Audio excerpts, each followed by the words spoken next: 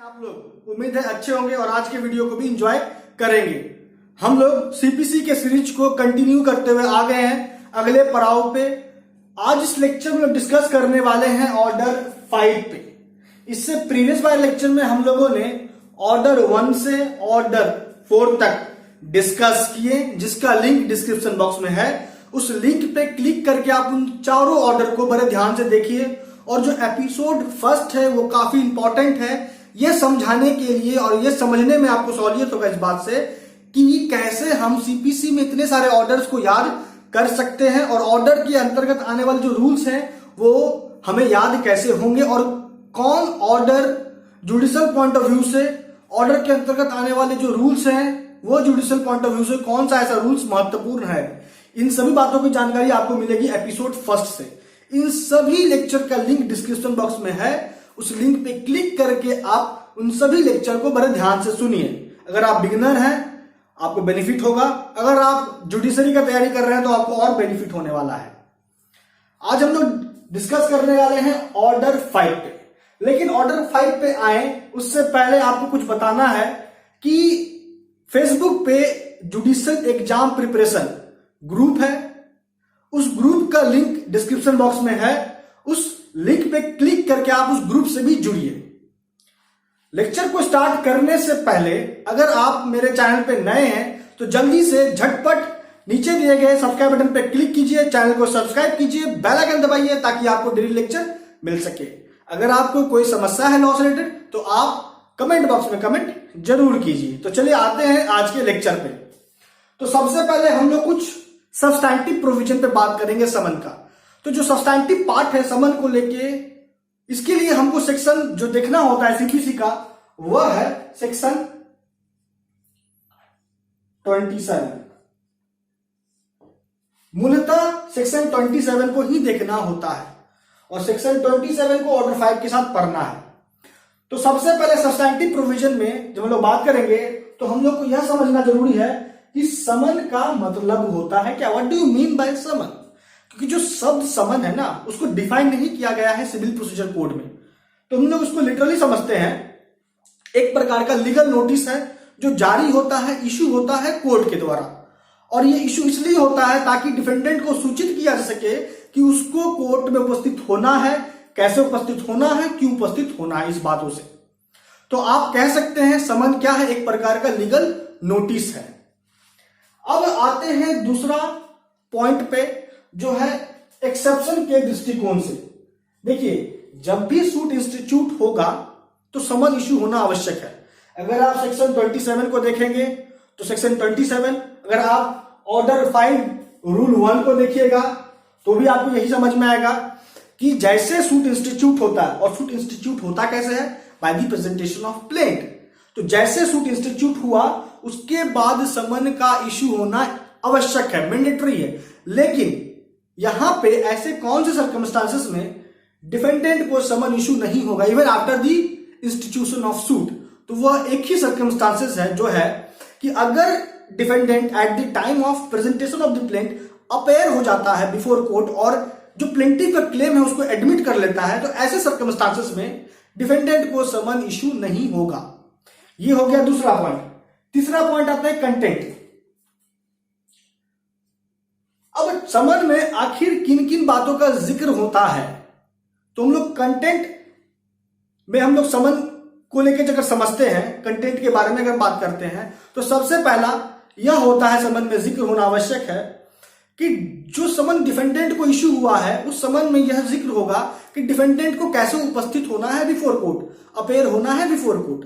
क्या वह सशरीर in person appear होगा या अपने प्लीडर के थ्रू, अपने रिकॉग्नाइज एजेंट के थ्रू अपेयर हो सकता है। डिफेंडेंट को कोर्ट में कब अपेयर होना है इस बात का जिक्र होना आवश्यक है। तीसरा जो कंटेंट है समन का वो यह है कि जो डिफेंडेंट को अपेयर होना है वो अपेयर क्यों होना है, क्या पर्पस है, इसका भी जिक्र होगा। फॉर एग्जाम्पल कि क्या डिफेंडेंट को सूट को डिस्पोज ऑफ करने के लिए अपेयर होना है, अगर इस बात के लिए अपेयर होना है तो उसका जिक्र होगा समन में। क्या डिफेंडेंट को समन इसलिए इशू हुआ है कि वो डॉक्यूमेंट या कोई अदर थिंग प्रोड्यूस करे, तो उस डॉक्यूमेंट और उस अदर थिंग का भी जिक्र समन में होना आवश्यक है।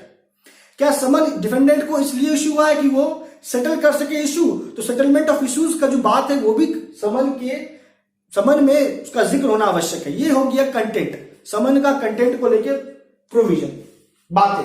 अब ये जो चौथा पॉइंट है वो एसेंशियल। ऐसे कौन कौन से इंग्रेडिएंट्स है जिसके बिना समन है नहीं, अधूरा है। तो देखिए, तो पहला एसेंशियल है कि जो भी समन कोर्ट जारी करेगी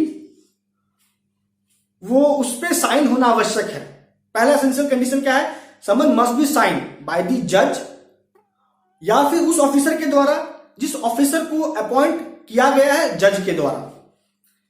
पहला एसेंशियल। दूसरा एसेंशियल है कि जो समन इशू हुआ है उस पे मुहर होना आवश्यक है कोर्ट का। That mean summon must be seal with the seal of the court.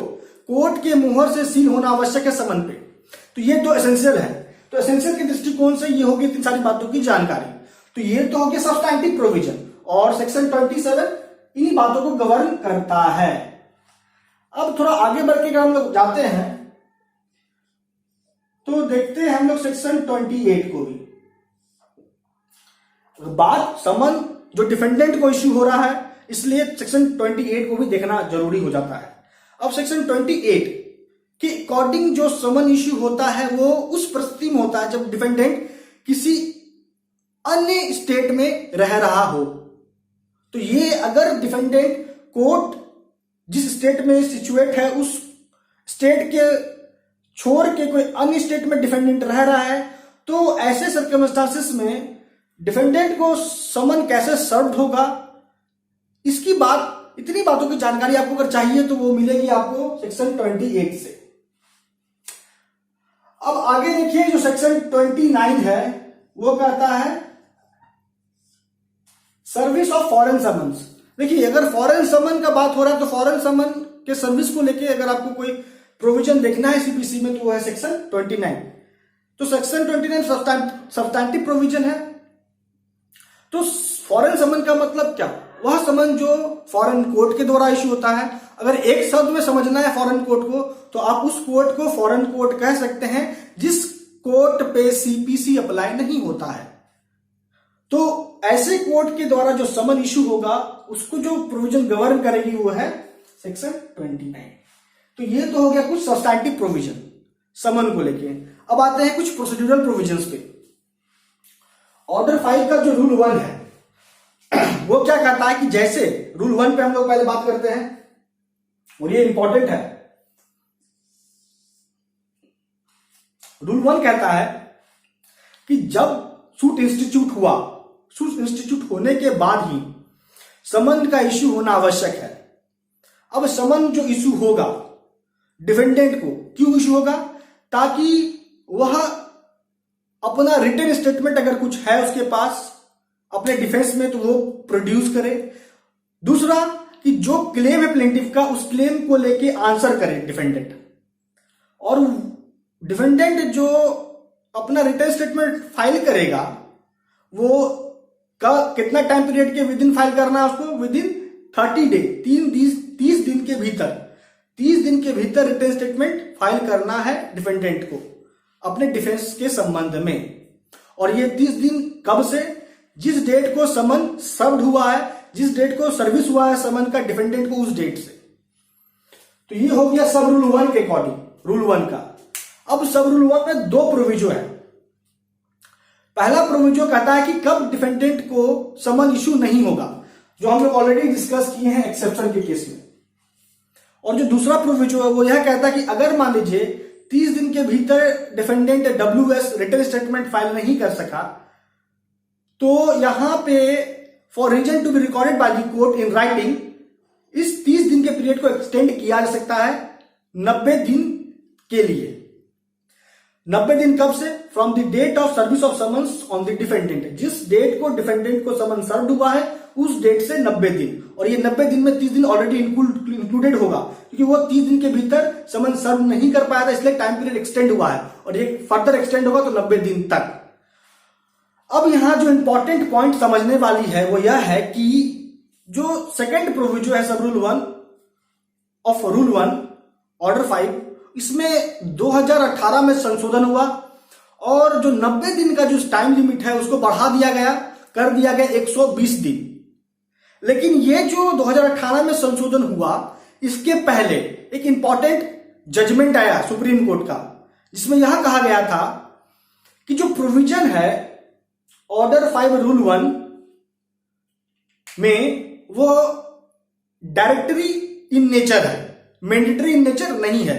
इसलिए अगर 90 दिन के भीतर डिफेंडेंट WS फाइल नहीं कर सकता है तो ये 90 दिन को एक्सटेंड किया जा सकता है फर्दर पीरियड के लिए, लेकिन सब्जेक्ट टू सर्टेन कंडीशन। अगर कोई एक्सेप्शनल सर्कमस्टांसेस है या फेल्यूर हो सकता है जस्टिस, तो ऐसे ग्राउंड में ये जो 90 दिन का पीरियड टाइम लिमिट है इसको एक्सटेंड किया जा सकता है। ये सुप्रीम कोर्ट का कहना था 2018 के संशोधन के पहले। और वो किस केस में कहा गया था सुप्रीम कोर्ट के द्वारा? वह था, बहुत इंपॉर्टेंट है, कैलाश वर्सेस ननकू का केस। लिख लीजिए, इंपॉर्टेंट है, कैलाश वर्सेस ननकू का केस। उसके बाद संशोधन हुआ 2018 में और 90 दिन के पीरियड को बढ़ा दिया गया और कर दिया गया 120 दिन। मतलब अगर 30 दिन के भीतर डिफेंडेंट WS फाइल नहीं कर सकता है तो उसको और 90 दिन इंक्लूडिंग 30 डेज और 90 दिन मिलेगा WS फाइल करने के लिए। लेकिन कोर्ट को यहां पे रीजन रिकॉर्ड करना होगा कि वो क्यों टाइम एक्सटेंड कर रहा है लिखित में। ये तो हो गया सेकंड प्रोविजन। अब जो सब रूल 2 है रूल 1 का, वो यह कहता है कि जो डिफेंडेंट को समन इशू होगा तो डिफेंडेंट अपेयर होगा, क्योंकि उसको आंसर करना है प्लेंटिफ के क्लेम को, तो वो अपेयर होगा कैसे? तो वो सशरीर इन पर्सन भी अपेयर हो सकता है या अपने प्लीडर के थ्रू भी अपेयर हो सकता है। और जो तीसरा सब रूल है रूल 1 का, वो यह कहता है कि समन पे सिग्नेचर होना आवश्यक है जज का, या जिस ऑफिसर का नियुक्ति होगा जज के द्वारा उसी का सिग्नेचर होना आवश्यक है। जो हम लोगों ने यहां एसेंशियल पे जिक्र किया था वही बात किया गया है सब रूल 3 में रूल 1 का ऑर्डर 5। तो इतनी सारी बातों की जानकारी आपको मिली रूल 1 से। अब आगे बढ़ते हैं, आते हैं रूल 2 पे। उससे पहले मैं फिर से आपको सूचित करना चाहता हूं कि आप दिए गए डिस्क्रिप्शन बॉक्स में जो लिंक है जुडिशियल एग्जाम ग्रुप का, उस ग्रुप से आप जुड़िए लिंक पे क्लिक करके, आपको बहुत बेनिफिट होगा। आइए पॉइंट पे, काफी मजेदार है आज का टॉपिक। रूल 2 कहता है copy of plaint annex to summons, मतलब जो भी प्लेंट का कॉपी होगा वो अटैच हो जाएगा विद समन, और ये रूल 2 कह रहा है। आगे बढ़ते हैं,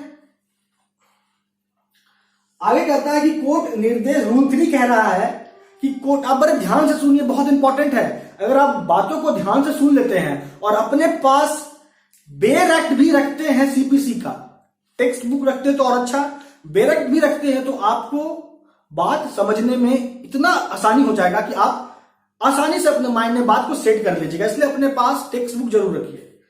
रूल 3 कह रहा है कि कोर्ट निर्देश दे सकती है डिफेंडेंट को भी प्लेंटिफ को कि वह स्वशरीर इन पर्सन उपस्थित हो इस बात के लिए। ये हो रहा है रूल 3 के अकॉर्डिंग। आगे बढ़िए रूल 4। आपको भी इसी तरीके से पूरा रूल याद हो जाएगा, बस आप कंसिस्टेंसी बनाए रखें। रूल 4 कहता है कि ऐसे कौन कौन से सर्कमस्टांसेस हैं जब कोर्ट पार्टी को स्वशरीर इन पर्सन अपेयर होने का निर्देश नहीं दे सकती है। तो रूल 4 में जिस सर्कमस्टांस का जिक्र किया गया है, तो अगर आप यह समझ लेते हैं कि आखिर ऐसे कौन कौन से सर्कमस्टांसेस के अंतर्गत कोर्ट डिफेंडेंट को या प्लेंटिफ को स्वशरीर इन पर्सन उपस्थित होने का निर्देश दे सकती है, तो आपको यह समझ में आ जाएगा कि इस परिस्थिति को छोड़ के बाकी अन्य परिस्थिति में कोर्ट निर्देश नहीं दे सकती है प्लेंटिफ को या डिफेंडेंट को कि वह स्वशरीर उपस्थित हो। तो हमको यह समझना है कि किस किस परिस्थिति में पार्टी को निर्देश दिया सकता है कि उसको अपेयर होना है इन पर्सन। तो पहला कि अगर party within the jurisdiction of court reside कर रहा है, अगर within the jurisdiction of the court reside नहीं भी कर रहा है तो वो 50 माइल के अंतर्गत रह रहा है, रिसाइड कर रहा है। और यहां 50 माइल का मतलब हुआ 1 mile is equal to 1.60 kilometre. तो आप कैलकुलेट कर लीजिए कि 50 माइल का मतलब कितना किलोमीटर होता है। तो अगर पार्टी विदाउट जुरिस्डिक्शन भी रह रहा है कोर्ट का लेकिन 50 माइल के भीतर, तो भी यहां पे कोर्ट निर्देश दे सकती है कि स्वशरीर उसको उपस्थित होना है पार्टी को, चाहे डिफेंडेंट हो या प्लेंटिफ हो। अगर पार्टी कोर्ट के जुरिस्डिक्शन के बाहर रह रही है लेकिन विद इन 200 माइल, जहां कोर्ट सिचुएट है और जहां वो पार्टी डिसाइड कर रहा है, उस दोनों के बीच का दूरी है 200 माइल और वो 200 माइल कोर्ट के जुरिस्डिक्शन के बाहर है, तो भी कोर्ट पार्टी को निर्देश दे सकती है कि वह सशरीर उपस्थित हो। लेकिन कुछ कंडीशन है। कंडीशन क्या है कि ये जो 200 माइल है, इसका जो 5th 6th डिस्टेंस होगा 200 माइल का 5th 6th डिस्टेंस के अंतर्गत कोई पब्लिक कन्वीनियंस होना चाहिए, स्टीमर कन्वीनियंस होना चाहिए, कोई मीन्स ऑफ ट्रांसपोर्टेशन होना चाहिए, तो ऐसे सर्कमस्टांसेस में ही कोर्ट निर्देश देगी पार्टी को स्वशरीर उपस्थित होने के लिए। इस सर्कमस्टांस को छोड़ के किसी अन्य सर्कमस्टांसेस में निर्देश नहीं दिया सकता है पार्टी को कि उसको अपेयर होना है इन पर्सन। ये हो गया रूल 4। अब आगे बढ़ते हैं, आते हैं रूल 5 पे। रूल 5 कहता है कि अगर समन इशू हुआ है फॉर फाइनल डिस्पोजल या फॉर सेटलमेंट ऑफ इश्यूज, दोनों पर्पस के लिए इश्यूज हो सकता है, तो इन दोनों बातों में से किसी भी पर्पस के लिए इश्यू हुआ तो उस पर्पस का जिक्र होना आवश्यक है समन में। यह हो गया रूल 5 के अकॉर्डिंग। अब आते हैं रूल 6। रूल 6 में डेट फिक्स होता है समन में कि किस डेट को डिफेंडेंट को बिफोर कोर्ट अपेयर होना है। 30 दिन के भीतर एग्जैक्ट किस डेट को, 120 दिन के भीतर एग्जैक्ट किस डेट को अपेयर होना है, उसका जिक्र होना जरूरी है समन में। यह है रूल 6। रूल 7। रूल 7 के अकॉर्डिंग समन में इस बात का जिक्र हो सकता है कि डिफेंडेंट के पास जो भी डॉक्यूमेंट है जिसपे वो अपना रिलीफ क्लेम कर रहा है, या जो भी उसके पास डॉक्यूमेंट है जिसके आधार पे वो प्लेंटिफ के क्लेम को आंसर करना चाहता है, वो सभी दस्तावेज को प्रोड्यूस करे बिफोर कोर्ट। इसका जिक्र हो सकता है समन में, कोर्ट चाहे तो। ये होगा रूल 7 के अनुसार। अब आ गया ये रूल 8। रूल 8 कहता है कि अगर समन इश्यू हुआ है for final disposal of the suit, तो इस केस में डिफेंडेंट को थ्रू समन निर्देश दिया सकता है कि उसका जो भी विटनेस है वो प्रोड्यूस करे बिफोर कोर्ट। ये होगा रूल 8 के अकॉर्डिंग। रूल 9। रूल 9 में बहुत इंपॉर्टेंट है। रूल 9 में होता है समन का डिलीवरी, और रूल 9 के अकॉर्डिंग जो समन का डिलीवरी होता है वो होता है बाय कोर्ट। तो कोर्ट जो समन को डिलीवरी कराएगी टू द डिफेंडेंट, वो किसके थ्रू कराएगी? प्रॉपर ऑफिसर के थ्रू। ये प्रॉपर ऑफिसर होगा कौन? तो वह ऑफिसर होता है, वह उस कोर्ट का ऑफिसर होता है जिस कोर्ट में सूट इंस्टीट्यूट नहीं हुआ होता है।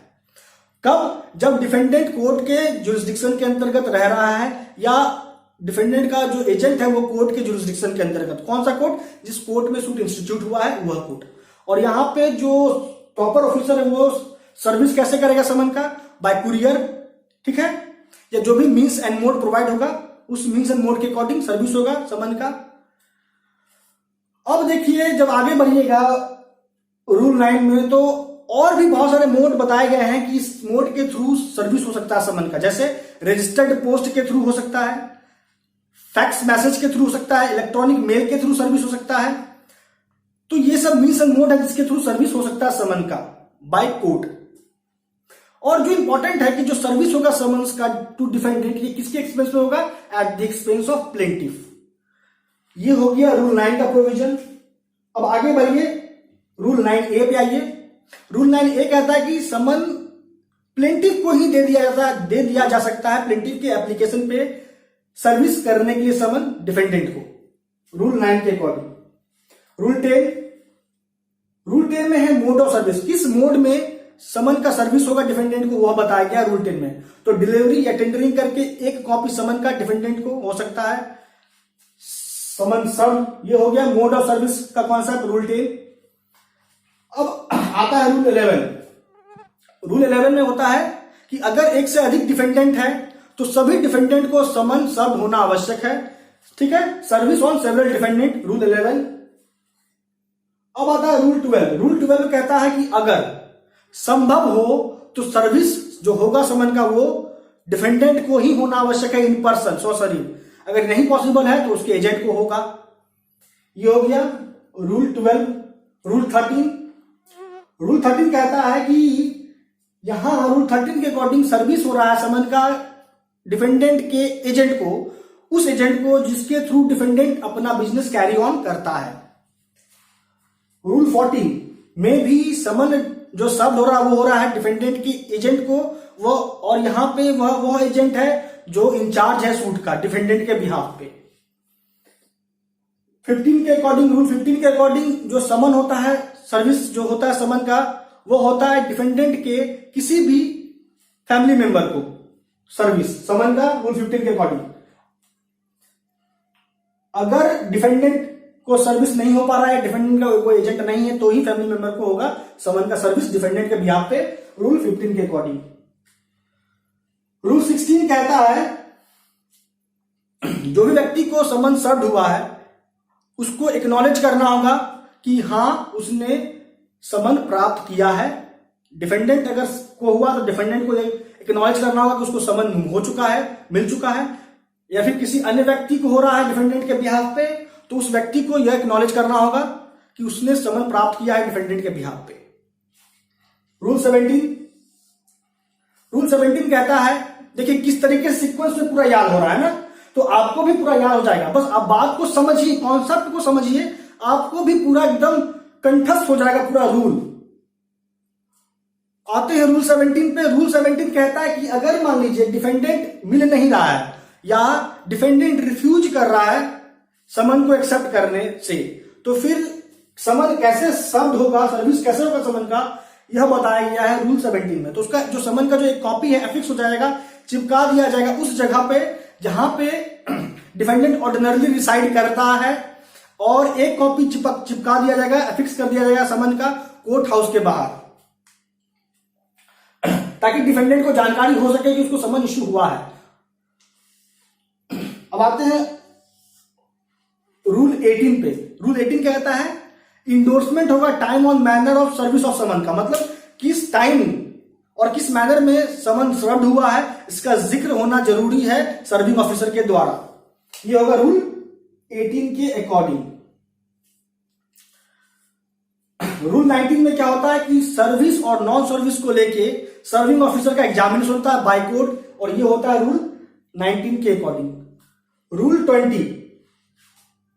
20 में होता है सब्स्टिट्यूटेड सर्विस का कंसेप्ट, मतलब कि अगर समन का सर्विस नहीं हो सका है 20 के आने वाले जितने भी रूल्स है उसके अकॉर्डिंग, तो यहां पे रूल 20 में जो सब्स्टिट्यूटेड सर्विस है उसके थ्रू भी समन सर्व हो सकता है डिफेंडेंट को, मतलब कि समन सर्कुलेट हो सकता है डेली न्यूज़पेपर के माध्यम से डिफेंडेंट को। यही है कंसेप्ट सब्स्टिट्यूटेड सर्विस का। रूल 21 कहता है कि अगर डिफेंडेंट रिसाइड कर रहा है with in the jurisdiction of another court, तो उस डिफेंडेंट को कैसे समन होगा सर्व। यह है रूल 21 का कंसेप्ट। यहां रूल 21 में डिफेंडेंट रिसाइड कर रहा है with in the jurisdiction of another court, और सेक्शन 28 में क्या था कि डिफेंडेंट डिसाइड कर रहा है विद इन अनदर स्टेट, है ना। तो आज हम लोग लेक्चर को 21 रूल तक ही रहने देते हैं, बाकी बचे रूल को हम लोग नेक्स्ट लेक्चर में कवर करेंगे। तो दोस्तों अब आ चुका है टाइम लेक्चर को कंक्लूड करने का। आज इस लेक्चर में हम लोगों ने दो पार्ट में डिवाइड किया सेशन को। पहला सब्सटैंटिव प्रोविजन, जिसमें हम लोगों ने मीनिंग, कंटेंट, एसेंशियल्स के बारे में देखा समन्स के। उसके बाद हम लोगों ने प्रोसीड्यूरल प्रोविजंस में बात किया रूल 1 से रूल 21 तक, और जो इंपॉर्टेंट था वो था सिविल लॉ अमेंडमेंट 2018, जिसमें 90 डेज को बढ़ा के 120 दिन कर दिया गया है। तो दोस्तों आज लेक्चर में इतना ही। आपका अब तक हमारे साथ बने रहने के लिए बहुत बहुत धन्यवाद।